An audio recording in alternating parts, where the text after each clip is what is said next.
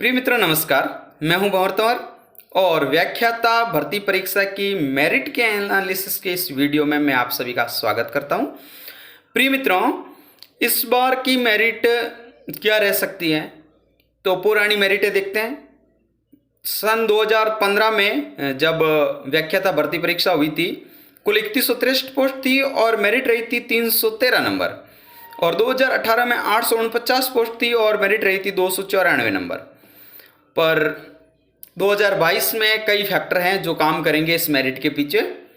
तो 2018 में 294 अंक रही और इसमें जो सबसे महत्वपूर्ण कारक इस बार की मेरिट को प्रभावित कर रहा है वो है दोनों पेपर में 40% की अनिवार्यता।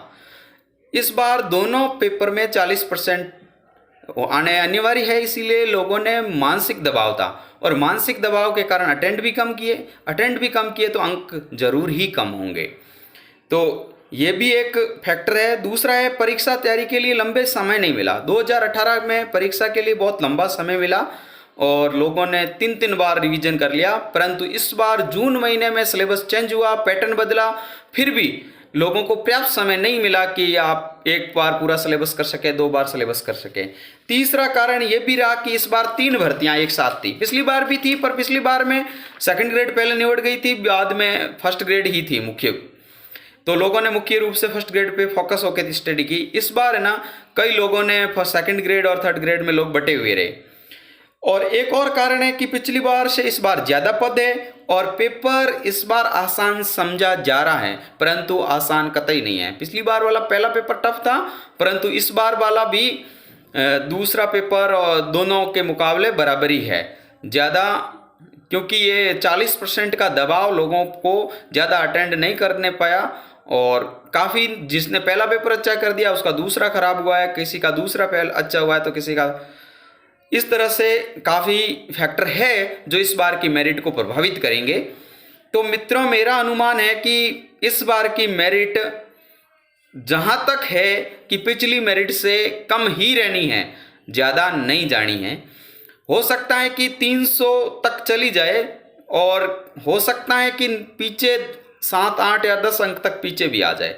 यानी 294 जनरल की रही है तो हो सकता है कि 300 अंक तक चली जाए या 290 भी हो सकती है और 285 तक भी आ सकती हैं।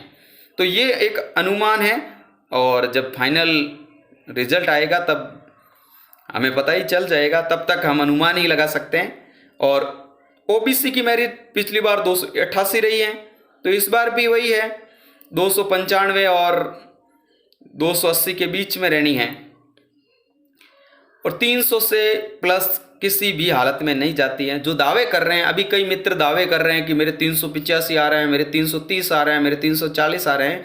ये दावे जब वो आरपीएससी की फाइनल आंसर की आएगी उसके बाद में सब फीके पड़ जाएंगे, लगभग सब 300 के आसपास सिमट जाएंगे और जब रिजल्ट आएगा तब और कुछ अलग नया निकलेगा। इसीलिए किसी और की बातों पे और दावों पे विश्वास नहीं करना है।